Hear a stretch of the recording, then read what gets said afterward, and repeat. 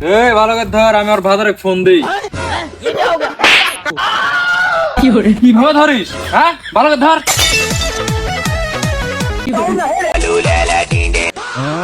Hello, আমি kidnapper Rahul বলছি। পরে বলে আমি মাল খাচ্ছি। আরে শালা পরে বলবো মানে, তোর বইকে আমি কিডন্যাপ করেছি। ও এই সকালে না খাই বাচ্চা চলে গেছে, ও কিছু খাদ্য আমি এভাবে মালটা খাইলি। কেন নাম্বার ভুল ভাল দিছো নাকি? এই নাম্বার ভুল দিছো? না, ভুল দেয়নি, নাম্বার তো ঠিকই আছে। আরে শালা তুই মাল ডাল খেয়ে আসলে টাল হয়ে গেছো নাকি? তোর বইকে আমি কিডন্যাপ করেছি, টাকা দে আমার। ও টাকা নিবো, তুই আমি টাকা দিব, তুই ফেরত দেবো কবে?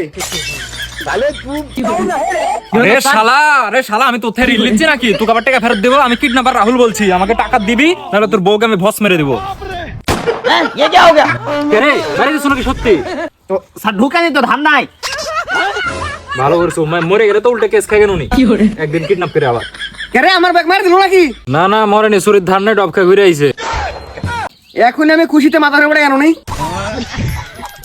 কেন এটা তোর ভাত আর না শত্রু?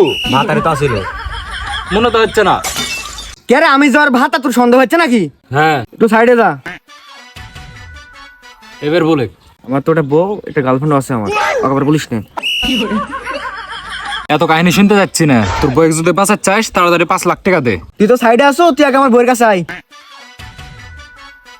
এবার আমার বই তুই ভালো করে লক্ষ্য রাখতো, কোন অ্যাঙ্গেলে মনে হচ্ছে আমার এই বইয়ের দাম 5 লাখ টাকা হবে। না, কথা ঠিকই বলেছো, দেখতে রাশিয়ান রাশিয়ান ভাব, মনে হচ্ছে 10 লাখ হবি, আমি 5 লাখ কমই বলে হেলা দিছি।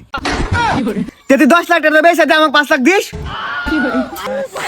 এই ভাই, এই আমি ছোটবেলা থেকে হাটে হাটে যাইনি, দাম দর করতে পারি না আমি। তুই 5 লাখ লে, তুই 5,000 টাকা দে, আমার তোর বই এটা নিয়ে যা তো। টাকা তুই আমাকে 5,000 দিয়ে আমার প্রোডাক্ট নিয়ে চল যা। জীবনে সবচেয়ে বড় অপরাধ করেছি মনে হয়, আর বই কিডন্যাপ করে আমি। অপরাধ যেহেতু করে ফেলাছো, তাড়াতাড়ি 5,000 টাকা আমাকে চলে আসে। তাড়াতাড়ি আর বই ছেড়ে দে, না হলে উল্টা 5,000 টাকা আমারই লাগবে না। কাক ধরে লেছো, মাথা মতো আমার গরম হয়ে গেছে, তাড়াতাড়ি ডাঁড়িতে মাথা পানি ঢেলতে হবে আমার।